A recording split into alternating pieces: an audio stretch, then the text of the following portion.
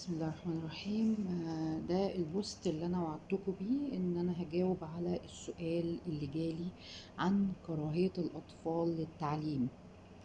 اطفال في ابتدائي، تمام، بيكرهوا التعليم وبيفضلوا ان هم آه، يقعدوا في البيت مع ماما يساعدوها يشتغلوا اي شغلانة تانية. طفل تاني بيقول انا عاوز اروح اشتغل زي صاحبي وابيع مش عارف ايه، زي الولد اللي شفته في الشارع بيبيع. المهم ما يتعلمش، تمام. طبعا الامهات مش عارفة تجاوب ومش عارفة تروح ولا تيجي مع ولادهم، يعني مفيش اقناع، تمام. طيب، الاول عشان نقدر نعالج كره الاطفال للتعليم وفي المقدمة المدرسة. يعني الطفل اللي بيكره التعليم ده مش بيكره التعليم من الفاضي كده، لا، هو بيكره المدرسة الأول وبعدين المدرسة بتكرهه في التعليم، تمام. طيب، عشان نعالج كره الأطفال للمدرسة والتعليم المفروض نعمل إيه؟ أول حاجة نعرف الأسباب، لأن لكل طفل سبب مختلف عن الطفل التاني. بعض الأمهات بتتجاهل الأسباب رغم إن هي عارفاها، مش عايزة أصلا لا تعرف الأسباب ولا تتعامل مع هذه الأسباب، وبتعتبر إن مش من حق الطفل أصلا إنه يعترض أو يرفض التعليم أو يرفض المدرسة، تمام. فالأمهات دي زي النعامة كده بتدفن دماغها في التراب أو في الرمل، ومش عايزة تسمع ابنها ولا تعرف الأسباب، لأسباب متعددة بقى، اللي هو إيه، اللي هو كده، اللي هو ما عنديش غير كده، اللي هو ما عنديش حلول، يا تروح المدرسة دي يا إما مستقبلك هيضيع. فالأم بتبقى يعني أجبرت الطفل وأجبرت نفسها إنها تمشي في السكة دي ومفيش رجوع. الطفل طبعا ما يفهمش الكلام ده، تمام. ليه؟ بعض الامهات فاكره ان الطفل لازم يتولد وهو فاهم مصلحته فين، فاهم ان التعليم ده هو اللي هيوصله لاعلى المراتب واعلى السراير، وهو مش فاهم يعني ايه مرتبه اصلا، يعني هو فاكر المرتبه دي اللي هو بينام عليها على سريره. ف... فتخيلي طفل انت مش فاهم ان التعليم هيوصله لاعلى المراتب، ده انت هتفهميه ازاي اصلا يعني ايه طموح؟ زي الطفل اللي قاعد مع الوزير يقول له انت بتتفلسف، انت جايب الكلمه الصعبه دي منين؟ احنا بنبقى فاهمين ان كلامنا العادي ده واصل للطفل والطفل فاهمه، والطفل اصلا مش فاهمه خالص. فانت بتتكلمي مع مين؟ ما تتكلميش بالفاظ كبيره مع طفل مش قادر يستوعب ابسط الالفاظ، تمام. فلما تتكلمي بقى عن الطموح والمستقبل والمرتبة والحاجات دي كلها، انت بتكلمي نفسك، انت بتقنعي نفسك، انما مش بتقنعي الطفل خالص. بعض الامهات كمان بتكلم الطفل عن المستقبل، فالطفل مش واضح بالنسبة له صورة المستقبل، وفي اطفال بتوصل معاهم الى ان المستقبل ده مظلم. اللي هو ايه؟ اللي هو منين يا ماما انت قاعده تشتمي في الوزاره وتشتمي في المناهج وتشتمي في التعليم في مصر، وفي نفس الوقت عايزانا اتعلم؟ يعني الطفل له ودان وعقل، بالذات الاطفال الكبار شويه اللي فوق 9 سنين. بنفضل نسقيهم كلام سلبي عن الوزاره والتعليم، ودي الحقيقه يعني.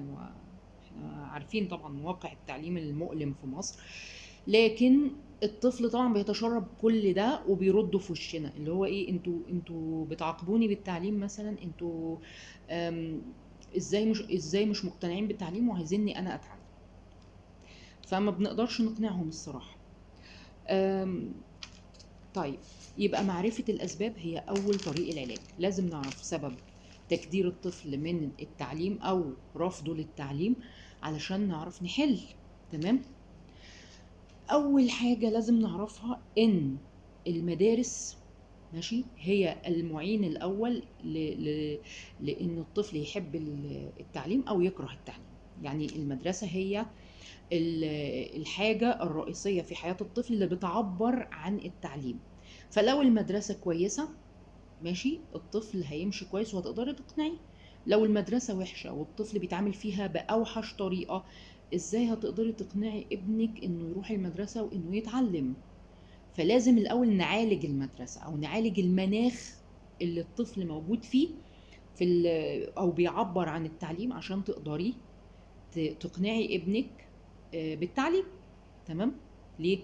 الطفل ملوش في حتة ايه ما بعد ذلك، ملوش المستقبل. يعني انا ما شفتش حاجة حلوة من الواقع عشان تكلميني عن المستقبل. يعني ما تقوليلوش بكرة احسن، او بكرة هتتنقل لمدرسة احسن، او لما تخرج من ابتدائي وتروح اعدادي هتبقى المدرسة احلى. لا، ما تكلمهوش كده. ليه؟ هو ما شافش حاجة حلوة من المدرسة اللي هو فيها علشان يتوقع ان المدرسة الاعدادية هتكون احسن من الابتدائي. فبلاش اللعبة دي مع الطفل، لان الطفل ذكي جدا. تمام؟ المدرسة لازم يبقى لها دور أساسي في تحبيب الطفل للتعليم، لأن هي المفروض المؤسسة المسؤولة عن التعليم. طيب، إزاي الطفل يحب المدرسة؟ أول حاجة، ما يبقاش فيه تكدير فيها، يعني ما المعاملة تبقى كويسة. دول بني آدمين، فلازم الطفل يتعامل كبني آدم في المدرسة. تمام؟ هو الطفل بيروح المدرسة ليه؟ عشان الطموح، عشان طلب العلم، علشان يتعلم بقى ويبقى عالم ويبقى مش عارفة دكتور لا خالص. الكلام ده مش في دماغ الطفل خالص. انا بتكلم طبعا على المرحلة الابتدائية. ملناش دعوة بالروضة دلوقتي، ولا لينا دعوة بالاعدادية. خلينا في المرحلة الابتدائية، وهم ال6 سنين الاولى في حياة الطفل اللي هم بيأسسوا لفكرة التعليم في دماغه. ماشي؟ طيب، الطفل بقى بيحب المدرسة ليه؟ اول حاجة، لوجود المعلم اللي بيحبب الطفل فيه وفي التعليم كله. يعني ايه؟ يعني انا بروح المدرسة عشان ميس كريمة اللي بحبها، ودايما بتديني بتعملني كويس، ودايما بتشجعني، ودايما بتعاملني على اني زي ابنها كده. تمام؟ انا بروح المدرسة عشان مستر احمد مثلا، انا بقى بقول اسامي كده يعني. مستر احمد ده بيقدم لنا العلوم بصورة بنحبها كلنا. بيقعد يدخلنا المعمل، يورينا التجارب، ويورينا مش عارفة ايه، ويقعد يحكي لنا حواديت في العلوم، فاحنا بنحبه جدا. تمام؟ يبقى وجود المعلم اللي الطفل يحبه واللي يحببه في المادة، ده شيء أساسي وضروري عشان الطفل يحب المدرسة كلها. تمام؟ طيب، المعلم ده مش موجود. الأصدقاء ده السبب التاني اللي ممكن يخلي الطفل يروح المدرسة. الأصدقاء، انت لازم تهتمي ان الطفل يبقى له أصدقاء في المدرسة علشان يشجعوه. تمام؟ بس للأسف بيئة المدرسة دلوقتي بقت بيئة ضد الصداقة، ضد الاجتماعيات. الطفل بيقعد في الفصل زيه زي الكرسي اللي هو قاعد عليه. ممنوع الحركة، ممنوع الكلام، ممنوع يبص يمين وشمال، ممنوع يتكلم مع الأصدقاء. حتى البريك اللي بين الحصص 5 دقايق المفروض، ده قانوني. 5 دقايق ما بين كل حصة والتانية الطفل حتى يروح فيها الحمام، أو يتكلم مع صاحبه، أو يطلع حتى الكتاب بتاع الحصة اللي بعد كده. ده مش موجود. هو المدرس بيخرج ما بيخرجش من باب الفصل الا لما يدخل المدرس بتاع الماده اللي بعدها، عشان يخرجوا بره الفصل ويعرفوا ان الحصه خلصت. فالطفل طبعا بيلاقي المدرس بتاع الماده ماده الحصه اللي بعدها دخل قبل ما المدرس بتاع ماده الحصه اللي هو فيها يخرج. فين البريك؟ مفيش بريك. مش عارف يكح مع زميله حتى. فطبعا مناخ غير صحي اطلاقا. ده اذا خد الفسحه اصلا يبقى كرم منهم، اللي هو ايه الفسحه دي؟ حق من حقوق الطفوله، ان بعد 3 4 حصص لازم يخرج فسحه. لا، مفيش. ماشي؟ طلعوا سندوتشاتكم وكلوا في الفصل، بس هص مش عايزه اسمع صوت. اظن كلنا عارفين اللي بيحصل في المدارس شكله ايه. تمام؟ طيب، ايه اللي بيخلي الطفل كمان يحب المدرسة؟ عشان يلعب. فين حصص الألعاب؟ فين حصص النشاط؟ فين حصص الموسيقى؟ فين حصص الرسم؟ دي كلها تعتبر أنشطة وألعاب عشان الطفل ينبسط ويقضي وقت لطيف. تمام؟ الحاجات دي كلها ما بقتش موجودة، ولو موجودة تبقى بقدر ضئيل جدا، مش مشبع بالنسبة للأطفال. ولو موجودة بتبقى للحبايب واللي هي ايه، المعلمة بتتعامل مع الطفل الحرك المصحصح النبيه ابو دم خفيف الرغاي، وما بتتعاملش مع بقية الأطفال. كلنا عارفين الواقع المؤلم ده، اللي هو الطفل الساكت الهادي اللي ممكن يكون بيحب الرسم زي عينيه، بس ايه، مش عارف ياخد حقه في المدرسة. ليه؟ اصل هو مش لبق، مش رغاي، الميس مش بتحبه. تمام. فناخد بالنا كويس جدا من مشاكل ولادنا جوه المدرسة علشان نحلها لهم. لو انت عارفة في ابنك هواية حلوة او عارفة ان ابنك بيحب حاجة معينة، روحي المدرسة ووصي عليه وشوفي هو بيحب ايه، واتكلمي مع المدرس المادة علشان ابنك يحب المدرسة. طبعا ده ما بيحصلش في المدارس، فما تلوموش على الاطفال، تلوموا على المدرسة.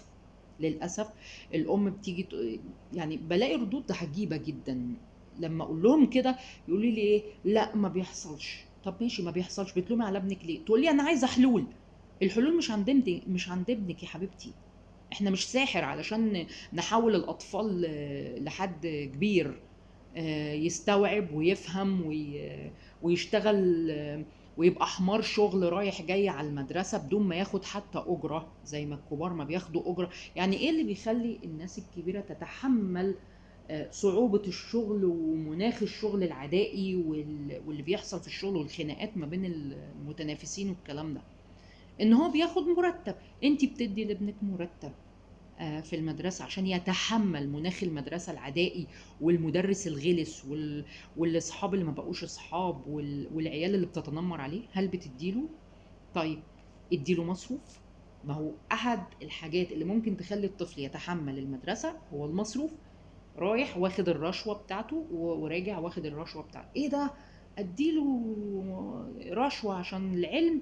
لا يا حبيبتي، انت ما بتدلوش الرشوة عشان العلم، انت بتديله المرتب بتاع طالب العلم.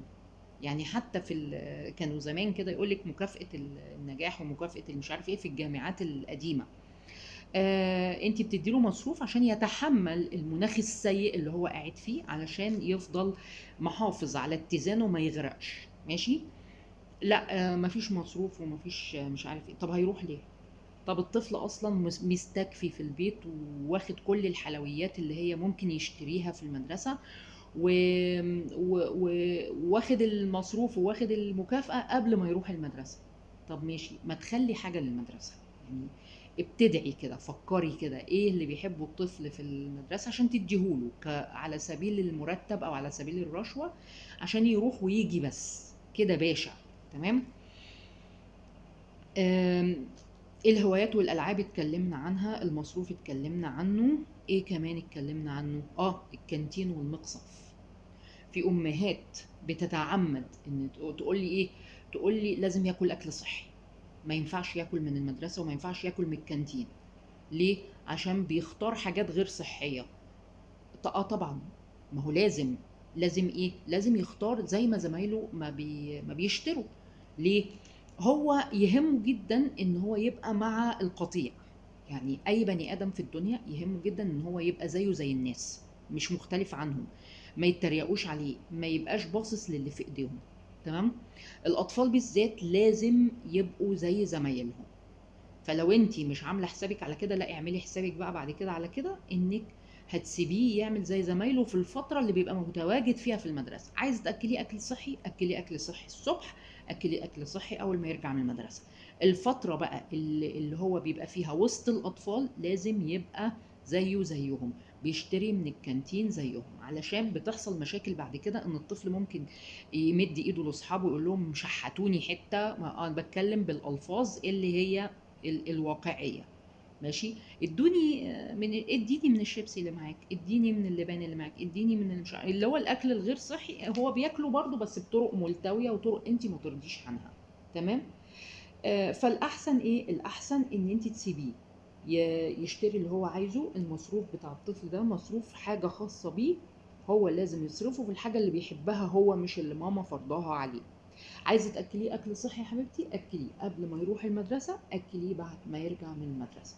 فتره المدرسه دي لازم يقلد زمايله. تمام، عشان ما يحسش بالنقص في وسطهم. طيب ايه تاني؟ وكمان عدم تقليده لزمايله واحد من الاسباب اللي بتخليه ما يتاقلمش مع المدرسه ولا يحبها. ايه كمان الاطفال بيروحوا المدرسه عشانه؟ زمان كان الطفل يروح المدرسه علشان يلعب ماتش كوره بعد المدرسه. يعني بيفضل يتحمل 5 حصص ورا بعض او 7 حصص ورا بعض، ماشي، من الساعه 8 الصبح لحد الساعه 2، عشان بس يخرج من المدرسه. طبعا زي كانوا زمان بيروحوا مدرسه الحي بقى والمدارس الحكوميه والكلام ده. العيال بيخرجوا شله من المدرسه، يقفوا في الساحه، في ساحه كده فاضيه او حاره فاضيه، ويعملوا جون ويلعبوا ماتش كوره. كان الولاد بيروحوا المدرسة يتحملوا قرف المدرسة 5 ساعات مثلا، عشان بس اللحظة دي، ماشي. يعني هي دي بقى اللي في اليوم كله، اللي هو ايه، انا رايح مع اصحابي العب ماتش كوره. هو رايح هناك بيتفق معاهم هنلعب فين، في حاره ايه، في المكان الفلاني، واحنا غلبناكم امبارح وانتوا غلبتونا اول امبارح، فهننتقم منكم النهارده ونلعب الماتش ونغلبكم احنا. مناخ رائع، رائع للصداقة، مناخ رائع للشلة. هوايات للطفل، فرحة، انبساط، تنافس، كل الحاجات دي بيحس بيها. فدي اللي بتهون عليه الأمر وبتخليه يروح المدرسة ويجي من المدرسة ويتحمل قرف المدرسة، ماشي. الماتش الكورة والسبع طوبات ولقاء الأصدقاء والشلة حتى الخناقات اللي بين الفصول وبعضيها كانت برضو بتدي حياة للطفل وبتديله حماس ان هو لازم يروح المدرسة تاني يوم علشان يتخانق مع فصل تالتة اول، اللي هم ايه، امبارح جم فصلهم تالتة تاني واتخانقوا معاهم، فهو لازم يروح يرد الخناقة. تمام. حياة، حياة. انما دلوقتي بقى المناخ صعب جدا، الطفل مش عارف اصلا يصاحب في المدرسة مين، والاطفال بقوا بعيد قوي عن بعض. المدرسين حتى ما بيبذلوش اي مجهود علشان يخلوا الاطفال يتصاحبوا على بعض ولا يعملوا شلل. ليه؟ اصل الشلة دي هتأثر جامد جدا على الفصل وهتعمل له شقاوة، فالمدرس مش هيعرف يسيطر. فهي الفكرة فكرة السيطرة، ان انا رايح آم، رايح المدرسة، ماشي، تحت سيطرة المدرس. انما يبقى احنا اصحاب نستمتع شوية، مش عارف، نرغي شوية، نلعب شوية، نتخانق شوية، لا مفيش، انتهى. العصر ده انتهى. يا ريت نرجع بذاكرتنا لزمان شوية، لزمان لما كنا طلبة، كنا بنحب ايه في المدرسة. ولادنا برضو بيحبوا نفس الشيء، جايز ما جربوهوش بس لما هيجربوه هيحبوا، اللي هو الصداقة والشلل اللي في الفصول والكلام ده. ايه كمان بيحب الطفل يروح عشانه المدرسة؟ عشان التقدير المعنوي. ايه هو التقدير المعنوي؟ ودي بقى الحالة المثالية اللي لازم تكون فيها كل مدرسة، اللي هو ايه، يعني يتقال له يا شاطر، يا فنان، يا ممتاز. وكل في اطفال صغار، الاطفال اللي هو في سنه اولى بتاع بيروح عشان يملى الكراسه بتاعته نجوم. ده تقدير معنوي، اللي هو ايه، حاسس ان هو مميز، حاسس ان هو شاطر. طيب والطفل البليد هو او اللي مش شاطر بيروح علشان حاجه بيحبها هناك. عشان كده احنا لازم نخلي المدرسه دي جوه المدرسة حاجة واحدة يحبها الطفل ويتحمل عشانها الأذى اللي بيحصل طول النهار من الايه، في مناخ المدرسة الغير صحي. احنا عارفين كويس قوي ان مناخ المدارس ما بقاش صحي. لازم نلاقي سبب واحد يخليه يحب المدرسة. تمام. طيب، من أهم أسباب كراهية الأطفال للمدرسة إيه؟ أول حاجة عدم التقدير للشطار. يعني إيه؟ ابني الشاطر ده مش متقدر في المدرسة؟ لا مش متقدر. ليه؟ علشان مطلوب منه أكتر، اللي هو إيه، الشطارة دلوقتي بقت عبارة عن واجب على الطفل. إيه يعني؟ ما أنت لازم تكون شاطر. هو يعني دي حاجة جديدة؟ دي حاجة عجيبة؟ الطفل الشاطر دلوقتي لازم يكون شاطر، حاجة عادية جدا. لان العكس هو اللي مش لازم يكون موجود، اللي هو ايه، انت شاطر، ده هو ده الوضع بتاع كل الاطفال. تمام. فمش متقدر التقدير الصحيح، مش بياخد زي ما قلت من شوية، مش بياخد الايه، التقدير المعنوي اللي يستحقه الشاطر. فبالتالي هو بيزهق من المدرسة. اللي هو ايه، الشاطر قوي بيبقى عارف المناهج، ممكن يكون واخد دروس بره فواخد المنهج من قبل ما يدخل فبيبقى زهقان. ايه اللي هيحبه في الفصل، وفي نفس الوقت ما بياخدش التقدير المعنوي اللي يستاهله، لان المدرس ايه، معتبر ان الشطاره دي الحاجه العاديه بتاعت الطفل. تمام. فلما الطفل الشاطر ما ياخدش التقدير المعنوي وبعدين يبقى قاعد زهقان وعارف المنهج من الدروس اللي بره، هيقعد ليه في المدرسة؟ مش هيقعد، هيبقى زهقان وقرفان وعايز يمشي وابتدي يعمل شقاوة. عشان كده أمهات كتير جدا لأطفال أذكياء جدا وتقعد توصف ابنها وتقول لي ده ذكي جدا والسنة اللي فاتت كان شاطر جدا، بس السنة دي مش عايز يقعد في الفصل وعامل مشاكل وعامل شقاوة وعمال يتكلم مع زمايله. قلت لها طبعا يا حبيبتي، هو خلاص زهق. زهق ليه؟ لانه عارف المنهج، ولانه هو اصلا عشان شاطر وما بياخدش التقدير المعنوي اللي يستاهله، وممنوع من انه يتكلم مع زمايله او يعمل اي نشاط معاهم، وفي نفس الوقت الحصص ورا بعض ورا بعض ورا بعض، وممكن كمان ما يبقاش فيه فسحه، والفسحه اللي هي حق الطفل في الراحه تتاخد منه. هيقعد في المدرسه ليه؟ لازم يعمل مشاكل ويعمل شغب علشان يطردوه من المدرسه. تمام. يعني ممكن يبقى في حلم من احلام الطفل ان هو يطرد من المدرسه. تاني حاجه بتخلي الطفل يكره المدرسه جدا، تكدير الطفل اللي مش شاطر. تكديره يعني ايه؟ الطفل اللي مش شاطر طبعا ده اكيد متقدر ومتهان، وبيتقارن بينه وبين زمايله، وبيقف كده يتنمروا عليه زمايله، وبيتنمر عليه المدرس ذات نفسه، اللي هو يا مش شاطر يا مش شاطر يا اللي بليد يا اللي مش عارف ايه يا اللي زيك زي التختة. وفي مدرسين بيمدوا ايديهم على راسه وعلى قفاه وعلى وشه. فطبعا كمية المهازل اللي بتحصل للطفل اللي هو مش قادر على المنهج، او الطفل اللي هو مش شاطر، دي مصيبة، دي كارثة. تمام. ايه كمان؟ المدرسين بقوا عبارة عن موظفين بيتعاملوا مع المناهج والورق اكتر ما بيتعاملوا مع البشر. تمام. المناهج بقت تقيلة جدا وشديدة جدا، ومفيش اي وقت ان المدرس يعمل علاقة انسانية مع التلاميذ. كنا زمان بنحب جدا مدرسينا وبيقعدوا يرغوا معانا في الحصص الفاضية وبيقعدوا يرغوا معانا في اخر الحصة. يعني المدرسة تدخل وتخلص الدرس اللي عليها، وبعدين تلاقي في ربع ساعة في الآخر كده تقعد ترغي معانا فيها وتتكلم وتقول لنا يا حبيبتي ويا حياتي ومش عارف ايه، وتقعد تدينا نصايح كده واحنا نسمع وننبسط قوي. ممكن نقول نكت وممكن نقول افلام وحاجات كده مع المدرسة. فكان في علاقة إنسانية جميلة جدا بين الطلبة وبين المدرسين بتوعهم، دي ما بقتش موجودة خالص. تمام. ايه كمان بيخلي الطفل يكره المدرسة؟ المقارنات. المدرس بيقارن ما بين طفل وطفل، يقف بص يالا، بص يالا الواد ده اشطر منك والبت دي اشطر منك وانت حمار وما بتفهمش مش ممكن، يعني دي مش معاملة بني ادمين دي. لو الطفل حمار ما تودوش زريبة، ما تقعدوهوش مع مدرس بالمنظر ده كده، ده البيت احسن له. تمام. آم، في كمان حاجة مهمة جدا، دي الاسباب الخاصة بالمدرسة. نخش بقى على الاسباب اللي في البيت. ده اهم الاسباب، اللي هي ايه؟ اسلوب تعامل ماما مع الطفل غلط. عايزه اقول لكم ان الامهات هم السبب الاول والرئيسي واللي بياخد نسبة 75% دلوقتي من أسباب كراهية الطفل للمدرسة هو ماما. معاملة ماما، واجبات، تكدير، عقاب. الأمهات هم السبب الأول لكراهية الطفل للمدرسة. ليه؟ نمرة واحد، الأم مش عارفة السن الصحيح للتعليم، فبتبتدي بدري جدا زي ما بينصحوها اللي عايزين فلوس، اللي هي مدرسة التأسيس، اللي هي الحضانات اللي تحت السلم، اللي هي الحضانات بتاعت الانترناشونال اللي ما بتفهمش حاجة في التربية ولا بتفهم حاجة في تعليم الأطفال. تمام.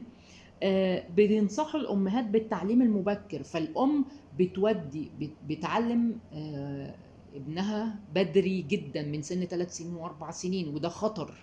وده خطر ليه؟ لأنه بيأثر على دافعية الطفل للتعليم، بيأثر على إن الطفل يحب أصلا التعليم، بيكون اتجاه سلبي جدا ناحية التعليم عند الطفل، اللي هو إيه؟ الطفل بيكره التعليم.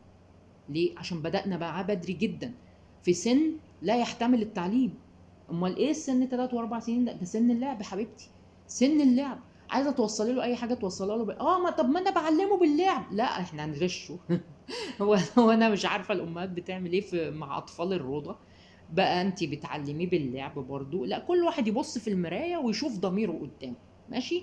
ونتكلم كده بصراحه مع نفسنا، انا ما يهمنيش انت هتقولي لي ايه، بس انا عارفه اللي بيحصل. تمام. الامهات بتقدر الاطفال الصغيرين وبتعلمهم غلط، بتبتدي معاهم بدري جدا. ماشي. و... وبتعلم حتى الطفل الصغير جدا غلط، وبتمسكه القلم وبتكتبه وبتعمل معاه مهازل، وده غلط في غلط. تمام. طيب، نمرة اتنين، إيه اللي هو احنا بنتكلم في اسباب ليه الام هي السبب الرئيسي في كراهية الطفل للتعليم. يبقى نمرة واحد، انها مش عارفة السن الصحيح للتعليم وبتعلم الطفل بدري جدا. اتنين، عدم معرفة الأسلوب الصحيح للتعليم. يعني احنا اتكلمنا الأم مش عارفة السن الصحيح. تاني حاجة، مش عارفة الأسلوب الصحيح للتعليم، اللي هو إيه؟ اللي هو بتجبره، بتشد عليه، لازم مش عارف تعمل كذا وتعمل كذا وتعمل كذا. فهي مش عارفة الأسلوب الصحيح، ما خدتش كورس تربوي، ما خدتش استراتيجيات التعليم اللي هي المفروض دلوقتي لازم المدرس يكون واخدها في الجامعة، في كلية التربية. طيب انا كأم المفروض اخد الاستراتيجيات دي والحاجات دي؟ لا. هو انت اصلا موديه مدرسة ليه؟ مش موديه مدرسة علشان يتعلم فيها؟ طيب انت واخده دور المدرس ليه؟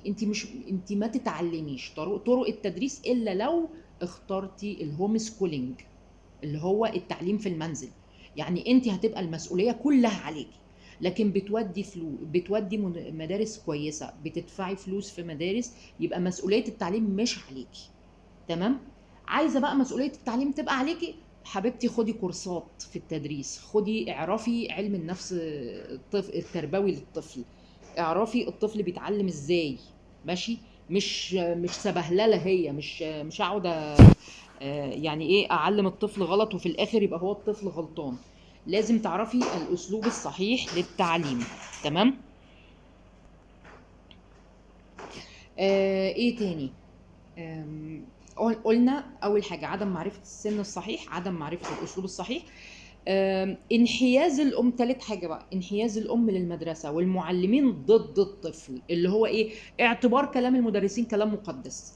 ابنك وحش وشقي ومش عارف ايه وما بيتعلمش صح وما بيجاوبش وعليه كل العبر. ايوه صح. كسر واحنا نجبس، مش عارف، اضربه، اديله على دماغه، مرمطه.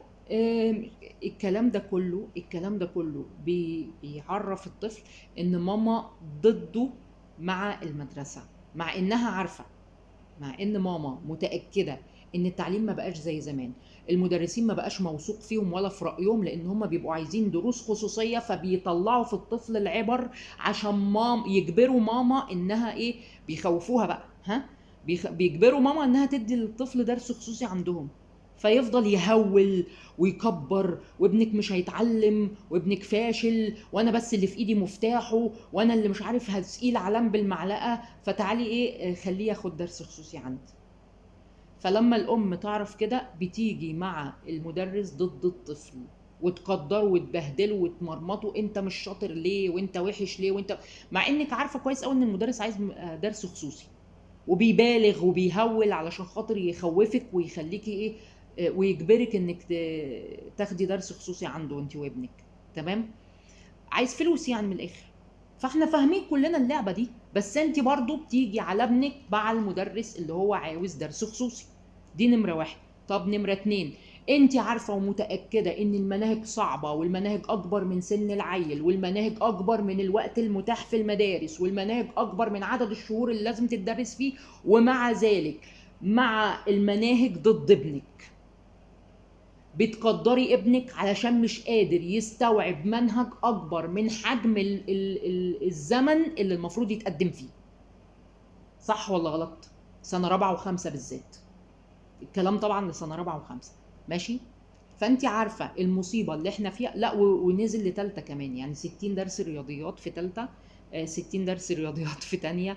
اللي هو ازاي يعني؟ انت عندك انت عايزة المنهج ده يتقسم على 4 سنين قدام، 4 ترمات ولا سنتين قدام. ماشي. فانت عارفه كده، وعارفه ان المنهج طويل والكتاب قد كده، ومع ذلك بتقدري ابنك علشان مش قادر يستوعب الحصص ولا قادر يستوعب الدروس. طب مش ده ظلم؟ ده ظلم للطفل. اعرفي الاول ان الطفل يقدر على ايه وما يقدرش على ايه، وبعدين بعد كده ابقي تعالي ضده او معاه. يعني قرري بقى ساعتها هتبقي مع ابنك ولا ضد ابنك.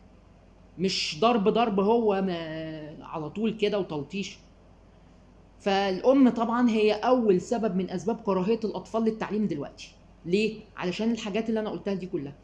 ايه كمان من الاسباب اللي بتعامل الام مع الطفل غلط وبتخليه يكره التعليم؟ انها تتعامل مع تعليم الطفل على انه معركتها الشخصيه، على انه كرامتها، على انه الحاجه اللي في حياتها ولازم تأديها. لا يا حبيبتي، هو مش كرامتك. هي مش واجبك انت، ده واجب الطفل اللي هو ايه. انت دورك في الحياه انك تحفزي ابنك انه يعرف ان التعليم ده حلو، ان التعليم ده مهم، ان التعليم ده هو مستقبله. انما مش كرامتك انت ولا انا لازم انجح مع ابني، انا لازم اعلم ابني. الله، امال ايه؟ ابقى ام فاشله؟ ابقى ام وحشه؟ ابقى ام مش عارفه تمشي ابنها على مزاجها؟ ابقى ام مش مسيطره؟ ازاي يعني؟ أم... ايه تاني؟ انا بقرا عشان ما انساش حاجه. تمام. هي فاكره بقى ان الواجب واجبها، وان التعليم تعليمها، وان التعليم ده كرامتها الشخصيه، فبالتالي لازم الطفل ينجح فيه. لا حضرتك، عدلي عدلي افكارك. التعليم ده مسؤوليه الطفل، التعليم هو مستقبل الطفل، مش مستقبلك انت ولا مسؤوليتك انت. امال انت مسؤوليتك ايه؟ مسؤوليتك انك تعلمي ابنك انه يحب التعليم، مش تكرهيه فيه. يعني انت بتتصرفي غلط.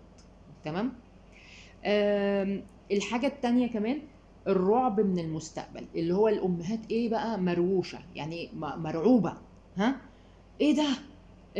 هي فاهمة بقى إن إيه، إن الطفل السنة دي لو مستواه قل يبقى هيفشل في التعليم طول عمره. يعني في سنة رابعة ولا تالتة ابتدائي، ده رابعة ولا تالتة ابتدائي، لو جاب في الشهادة بتاعته اللون الأخضر ولا اللون الأحمر، يبقى ده بقى طول عمره ما هيفلح في حياته. مع ان ممكن اصلا الامتحان اللي جايبينه له من الاداره يكون امتحان فيك وامتحان وحش، واللي حاطط الامتحان اصلا هو اللي غبي. لا الطفل هو اللي غبي ليه؟ اصله معرفش يحل. ده الامتحانات جايه اصلا من بره المنهج يا حبيبتي. الامتحانات جايه من بره المنهج، يعني ممكن يكون الطفل اصلا ما شافش الامتحان ده في حياته فمعرفش يحل. فانت بقى حاطه في دماغك ان ايه، لو الطفل بس جاب اللون الاخضر ولا جاب اللون الاصفر ولا مش عارفه الاحمر، يبقى خلاص عمره ما هيتعلم، خلاص المستقبل ضاع. يعني حطوا الامور في قدرها الحقيقي. يعني مش ممكن طفل يسقط في سنه خمسة ولا ستة يبقى خلاص سقط طول عمره، ما هيعوض في الملحق وخلصت والسنه عدت. لا، ازاي ابني يجيب ملحق؟ يا خبر اسود ومنيل، دي كارثة، دي مصيبة، ده هيعمل ايه في اعدادي، ده هيعمل ايه في ثانوي.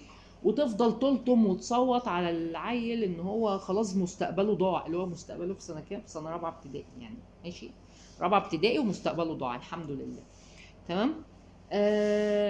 الحاجة التانية كمان اللي بيخلي بقى الأمهات السبب في إن العيال تفشل في التعليم أو العيال تكره التعليم، المقارنات مع الولاد قرايبها.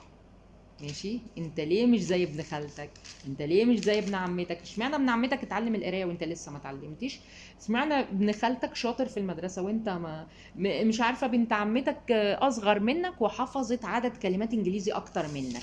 اللي هو ايه، انا لو قصدي احرق دمه ما اعملش اكتر من كده. يعني انا بحرق دم ابني كل يوم. تمام. طيب، بسرعة بقى ندخل في الحلول. احنا قلنا الأسباب، تمام، ندخل بقى في الحلول. يا رب تكون كل الأسباب يا رب، وأكون وفيت الموضوع حقه. الحلول بقى، ازاي نقنع الولاد بالتعليم؟ ماشي. أولا، نحل مشاكلهم مع التعليم ومع المدرسة. تمام. أول حاجة لازم تعملها الأم هي تغيير أفكارها. يعني كل الحاجات اللي أنا قلتها من شوية دي، كل الحاجات الغلط اللي بتتبعها الأم مع الطفل لازم تغيرها، لازم، ملهاش حل تاني. ماشي. تغير ايه افكارها وتغير اسلوبها. ماشي. اول حاجه التعليم بالعقل مش بالعقاب. يعني لازم تفهم كده ان التعليم بالعقل مش بالعقاب. ما تستخدمش العقاب مع التعليم. ليه؟ احد التربويين بيقول ايه؟ ان اي مهاره عايزه تعلميها لطفلك، من اول مهاره البوتي، يعني يقعد على البوتي وازاي يخلع البامبرز، ولحد اعلى مهاره عقليه في التعليم، ماشي؟ ابعدي تماما عن العقاب. مهما الطفل اخطأ في التدريب، لا نعيد ونزيد ونكرر ماشي، نعلم تاني ماشي، نفهم ونعلم ماشي، لكن عقاب لا. ليه؟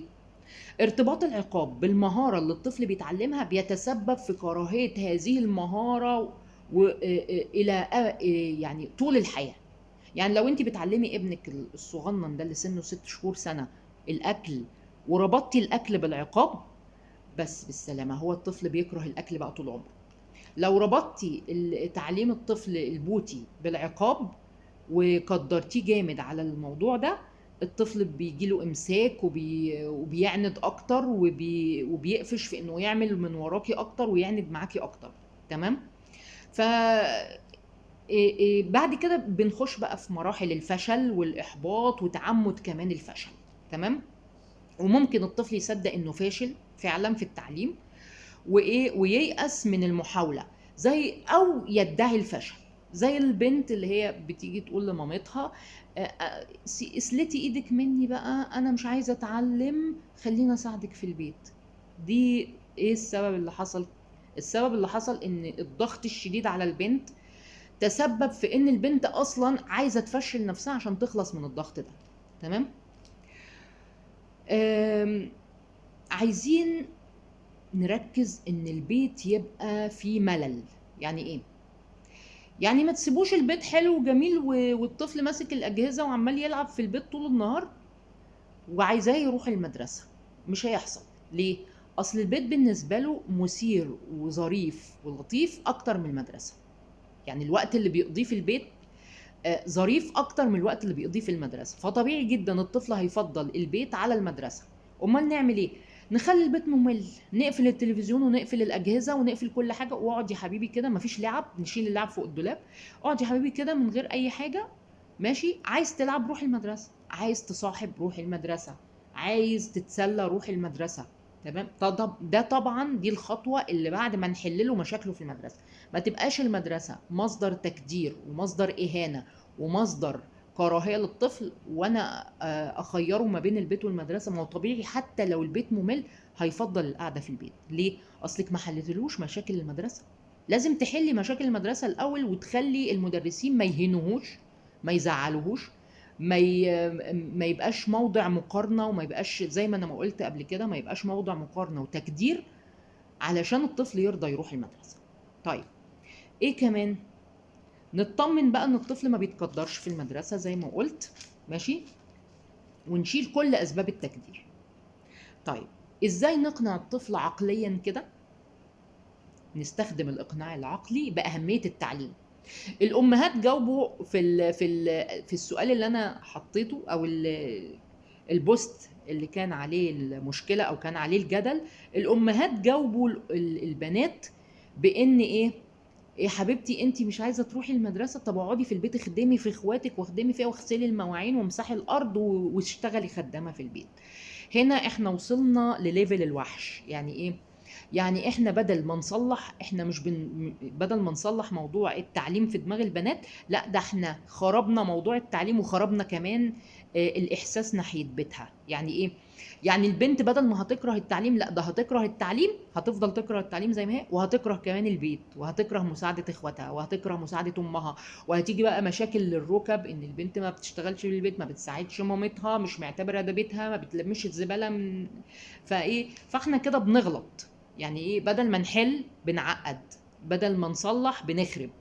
بنخرب ايه؟ يعني احنا خربنا علاقة ولادنا بالتعليم، لا جايين نخرب كمان علاقة ولادنا بالبيت، اللي هو المفروض ان كل الاطفال وكل الولاد، ولاد وبنات، يشاركوا في البيت ويساعدوا في البيت ويساعدوا اخواتهم. لا احنا بنفهمهم ان انتوا كده بتعملوا خدمة لاخواتكم، او ايه، بتخدموا اخواتكم، او انتوا خدامين في البيت. لا طبعا دي افكار غلط جدا وافكار سيئة جدا. ممكن لما بتدخل في دماغ الولاد والبنات يبقى احنا كده دمرنا علاقتهم ببيتهم. تمام؟ امال نقول ايه؟ ازاي نقنع الاطفال عقليا باهميه التعليم؟ ماشي. اولا، التعليم هو اللي بيفرقنا عن الحيوانات، لان احنا بنستخدم العقل فيه.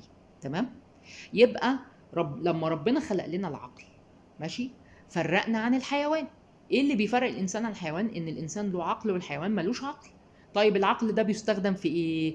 بيستخدم في التعليم، بيستخدم في اكتساب التعليم. ماشي. طيب لو انا عطلت عقلي وما اكتسبتش التعليم وما قريتش وما كتبتش وما اتعلمتش تاريخ وما اتعلمتش جغرافيا وما اتعلمتش علوم الدنيا، يبقى انا ايه؟ يبقى انا حيوان. صح؟ يعني الاجابه بسيطه جدا. تمام. هتقولي له اللي بيفرق الانسان عن الحيوان هو التعليم، لازم تتعلم علشان ما تبقاش زيك زي الحيوانات. هيقول لك لا انا عاوز ابقى حيوان. ده الرد المنطقي والطبيعي والمفاجئ. انت هتتفاجئي، بس هو ده الرد اللي بيقولوه كل الاطفال. انا عايز ابقى حيوان، انا عايز ابقى قطه، انا عايز ابقى بطه، انا عايز ابقى فرخه، عصفوره. ليه؟ لاننا بنستخدم مع الطفل الاسلوب الغلط في التعليم وكرهناه في التعليم. تمام. عن طريق العقاب وعن طريق توصيل المعلومه غلط. توصيل المعلومه غلط زي ما انا ما قلت، كل الحاجات اللي انا قلتها قبل كده. كرهنا الطفل في التعليم بكل الاساليب الغلط اللي بنتبعها معاه في اختيار السن وفي اختيار الاسلوب وفي اختيار الطريقه وفي العقاب والكلام ده كله. تمام. فبالتالي بقى الطفل يفضل انه يبقى حيوان على انه يبقى متعلم. تمام. شوفوا وصلنا اولادنا لفين. فناخد بالنا بقى لما يرد عليك الرد ده، قولوا له يا حبيبي انت انسان.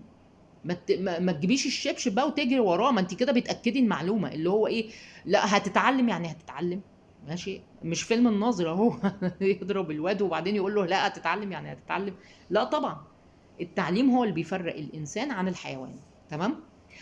ولازم الطفل يحس بمميزات الانسان علشان يفضل ان هو يختار انه يبقى انسان، بدل ما يقول لك لا انا عايز ابقى حيوان. تمام. تاني حاجة نقولها للطفل، بنتعلم ليه؟ لأن ربنا أمرنا بالتعليم. ربنا اللي كلنا بنحبه واللي هو بيحبنا واللي هيدخلنا الجنة واللي بيدينا ثواب، هو اللي أمرنا بالتعليم. قال لنا اقرأ. ليه؟ ليه ربنا أمرنا بالتعليم وقال لنا اقرأ؟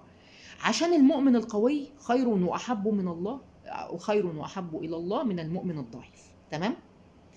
إيه هي القوة؟ القوة بالعلم. القوة بالعلم.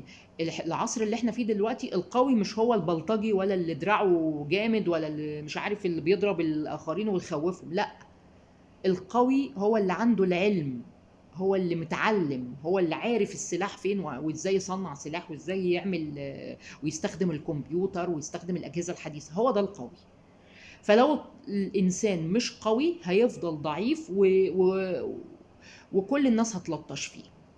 فلازم نعدل دماغ ولادنا ونفهمهم ان القوي هو اللي قوي بعلمه. تمام. الطفل لو بينه وبينك علاقة ثقة وعلاقة تفاهم وعلاقة حوار هتقدري توصلي له كل الكلام ده. لكن لو بينك وبينه علاقة دب، علاقة شبشب، علاقة كل ما يتكلم ولا يفتح بقه دب دب دب دب، فانتي مش هتعرفي توصلي له ولا كلمة من الكلام ده. امال مين اللي يوصل له؟ انسان تاني بيثق فيه بيسمعه. الطفل يرغي معاه، يتكلم معاه. مش ماما اللي ما عندهاش طولة بال وماما اللي هي اصلا مش عارفة وراها 60 حاجة وماما اللي زهقانة طول الوقت ومكشرة طول الوقت وعمالة تزعق طول الوقت. لا. لازم توسعي بالك وتطولي بالك على الطفل. ولازم تعرفي ان الحوار هو اللي هيوصلك للي انت عايزاه مع الطفل، مش الدب ولا الشبشب ولا الإكراه. تمام. لازم الطفل يصدق كلامك. ماشي. أغلب مشكلة للأمهات إنها بتعاقب الذكي اللي بيبذل جهد. يعني إيه؟ خدوا بالكم. خدوا بالكم لأن كلنا كأمهات بنقع في القصة دي. لما بتلاقي ابنها ذكي شوية بتبتدي معاه تعليم بدري فبتعاقبه. لما بتلاقي ابنها شاطر في المدرسة بتديله واجبات زيادة ومسائل زيادة وبتقدره زيادة علشان ايه؟ يبذل مجهود زيادة. انت عايزاه يبذل مجهود زيادة ليه؟ طب ما هو ذكي اصلا. تمام. فالامهات اللي بيبقى عندها ابن ذكي وهي مش فاهمه ازاي تتعامل معاه، للاسف بتتعامل معاه غلط. فخدي بالك، خدي بالك. لو ربنا اداكي ابن ذكي وابن شاطر، ما تقدريهوش على ذكائه، ما تعاقبيهوش على ذكائه بمزيد من بذل الجهد. بالعكس، الطفل الذكي المفروض يبذل جهد قليل. ده في حتى كتاب اسمه ذاكر بذكاء وليس بجهد. تمام. فالطفل الذكي هو ده اللي يقدر ان هو يحصل التعليم من غير ما يبذل جهد كبير. فانتي اتصرفي معاه على هذا الاساس، مش تديله واجب زياده او مش تديله وقت زياده في التعليم وتخصمي من وقت لعبه ووقت ترفيهه. لا، غلط طبعا، هيكره كل حاجه في حياته. تالت حاجه نفهمها للطفل هو ان التعليم نجاه. التعليم هو اللي بينجي الانسان من مواقف كتير جدا. زي مثلا الطفل اللي ما بيعرفش يعوم لو نزل في الميه او في البحر ممكن يغرق، فلما بيتعلم السباحه هي دي اللي ممكن تنجيه من الغرق. تمام. برضو الطفل اللي ما بيعرفش يقرا ممكن يقع في مشاكل كتير جدا، ماشي، او اللي مش متعلم هيقع في مشاكل كتير جدا، والتعليم بينجي صاحبه. في قصه زمان لازم تتحكي للاطفال من سن كده تالتة أو رابعة ابتدائي، نتكلم عن غزوة بدر. إزاي إن الرسول عليه الصلاة والسلام فك أسر اللي هم أسرى بدر من المشركين. فك أسرهم يعني إيه؟ يعني قال لهم يعني سابهم. اللي ما معهوش فلوس، هو طبعا كان اللي بيتأسر بيدفع فلوس عشان يفدي نفسه، ماشي. اللي ما معهوش فلوس يعمل ايه؟ يعلم 10 من اهل المدينه مش عارفين القرايه والكتابه. ده دليل على ان اهميه التعليم، وان الرسول كان بيهتم جدا جدا بالتعليم، ماشي. ان هو يفك اسر المأسور بايه؟ بدل ما تدفع فلوس روح علم 10 من الاسرى. تمام. فبالتالي هو كده كسب، يعني الاسير كسب ايه؟ كسب العلم اللي عنده. يعني هو كان عنده علم، العلم ده خرجه من الموقف اللي هو وقع فيه، او خرجه من الازمه اللي هو وقع فيها. كان اسير وبعدين قدر يشتري حريته ويخرج بره الاسر لما علم 10 من اهل المدينه. ربنا امر باكرام اللي بيتعلم واللي بيعلم. يعني ربنا امر باكرام المتعلم والمعلم ايضا. تمام. فناخد بالنا ونحكي حكايات كتير لولادنا عن المواضيع دي. في حاجة كمان، اقنعي ابنك انك بتساعديه يتعلم عشان نفسه، مش عشان الفلوس اللي انت دفعتيها في المدرسة الخاصة ولا الانترناشونال. في ابهات وامهات والعياذ بالله بيحسسوا الطفل انهم اشتروه، انه عبد عندهم.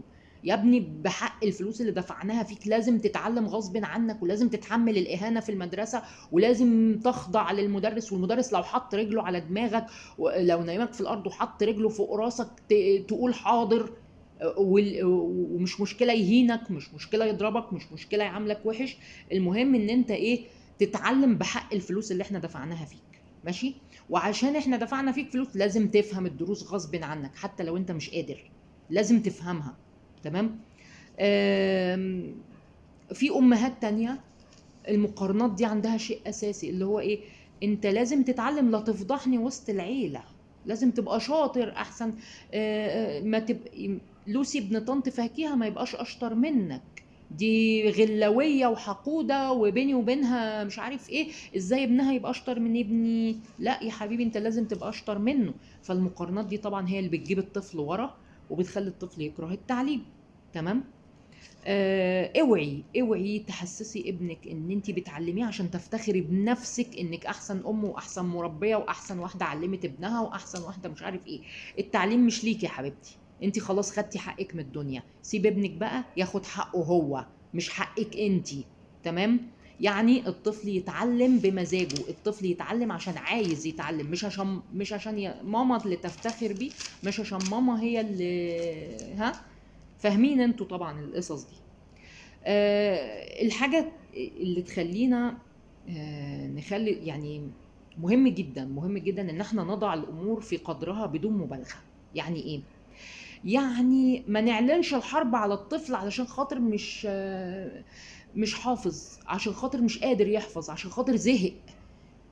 في امهات سبحان الله تعلن الحرب عن الطفل علشان خاطر ايه؟ حل 6 ورقات من الواجب وفاضل ورقه واحده بس لازم يخلصها قبل ما ينام، والواد قاعد قدامها عمال راسه بتسقط وعايز ينام ومش قادر مش قادر يكمل ودماغه قفلت.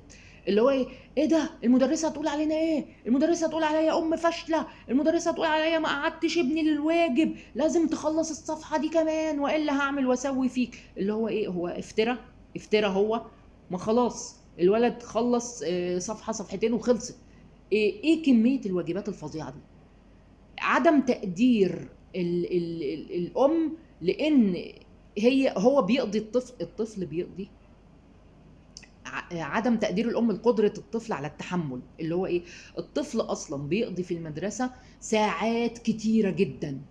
بيعمل فيها ايه؟ قاضي النهار كله في المدرسه، وبعدين بعد ما يخلص المدرسه يقعد ساعه في الباص يلف بيه لحد ما يرجع البيت. انهي بني ادم اللي يتحمل هذا المجهود البدني والعقلي؟ مين في الدنيا؟ انت تقدري تتحملي ذلك؟ طب انت خلى مجبره، يعني اجبرتي ابنك انه يتحمل كده ليه؟ ما الطفل طبيعي مش هيقدر يتحمل. بعد ده كله عايزاه يرجع البيت يخلص 3 صفحات عربي، على 4 صفحات انجليش، على 5 صفحات رياضيات. اللي هو مين ده؟ يعني انت بتتكلمي عن مين دلوقتي؟ ده بني ادم، ده بشر. ده الكبير ما يقدرش يعمل كده. ما يقدرش. احنا مش طول النهار شغالين على الطفل تعليم تعليم تعليم تعليم تعليم. طالما خد حقه في المدرسة في التعليم يبقى يرجع البيت يرتاح يا ماما، يلعب يا ماما، يشوف حاجة تانية غير التعليم. ما تكرهوهوش في عيشته علشان ما يقلبش عليكم الترابيزة ويقول لكم انا عايز اقعد في البيت مش عايز اتعلم. اعملوا فيا اللي انتوا عايزينه، اقفلوا عليا الدنيا، اسجنوني بس ما تعلمونيش. ما تخلوش حياة الطفل جحيم، وان التعليم ده هو الجحيم بتاع الطفل. يعني انتوا كده بتعملوا ايه في الطفل؟ ما هو طبيعي جدا هيختار الاختيار ده. هيقول لك لا يا ماما خلينا اغسل المواعين وامسح لك البلاط وانا قاعد في البيت واخدم في البيت، ولا اني اروح المدرسه. ليه؟ علشان اللي افترى في التعامل مع الطفل. ما تفتريش عليه، حرام. ما اتكلمتش طبعا عن سن الروضة، اللي هو سن التعليم المبكر. التعليم المبكر بالإكراه بيرد في وشنا بعد كده في مرحلة ابتدائي. اللي هو إيه؟ اللي هو أنت خلصت على الطفل كل وسائل التعذيب في الروضة، اللي هو 3 سنين و4 سنين. عايزة منه إيه بقى لما يبقى في سن 7 و8 سنين؟ ما هو طبعا هيتمرد عليكي وهيقلب عليكي، وهيطلع لنا بقى ليفل التنين. هيطلع لنا طفل ناري عنيد. عنيد عند التنين. انتوا متخيلين يعني الطفل في سن 3 و4 سنين لما انت بتنكدي عليه وبتكرهيه في التعليم ايه اللي بيحصل؟ بيطلع لنا ليفل الوحش بقى. ها؟ او بيتحول الطفل الى طفل انسحابي من التعليم. اللي هو ايه؟ اللي هو اعملي اللي انت عايزاه بس انا برضو مفيش ولا كلمة هتدخل دماغي. في أطفال بيتحول معاهم الأمر إلى نسيان لا إرادي وأمراض نفسية من كتر الضغط عليهم. إن الأم ضغطت عليه في سن 3 و4 و5 و6، طلع بقى 7 و8 ده مش فاكر ولا كلمة. يبص للصفحة يحس إنها بيضة، مش شايف الكلام قدامه. في طفل عدت عليه المسألة 15 مرات ومش عارف يحلها برضه. اللي هو أنت إيه يا ابني؟ أنا نسيت، أنا مش فاكر يا ماما. تهاتي معاه في القرآن وتهاتي معاه في النشيد واحفظ واحفظ 20 30 مرة والأم تقول لي أنا مقعدة 9 ساعات قدامي مش عارفين نخلص الواجب. اللي هو أنت بتفتري يعني إيه؟ يعني أنت إيه؟ بتعذبي الطفل ليه؟ على إيه؟ تمام؟ وفي الآخر الطفل بيتحول، يعني بيجيله نسيان لا إرادي، ودي أزمة نفسية واضطراب نفسي. يعني أنت وصلتي لابنك للأمراض النفسية دلوقتي. تمام؟ يبقى الكلام ده بيسبب للطفل أزمات نفسية ونسيان لا إرادي. قلنا إيه كمان؟ طيب، إيه اللي يخلي الطفل يحب التعليم؟ ماشي؟ حاجات بقى إيه؟ نلخص بقى اللي قلناه ده كله. اللي يخلي الطفل يحب التعليم: 1، التحفيز وتوليد الدافعية، مش الإكراه ولا العقاب أبدا. تمام؟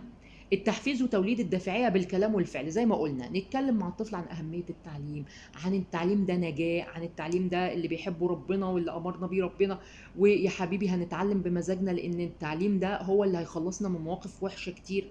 كل الكلام ده تحفيز وتوليد دافعية. تمام. 2، التعليم متعة. المتعة ازاي؟ بقراءة القصص المضحكة والمجلات الكوميدية. أنا عايز أعلم الطفل القراية والكتابة، بعمل معاه إيه؟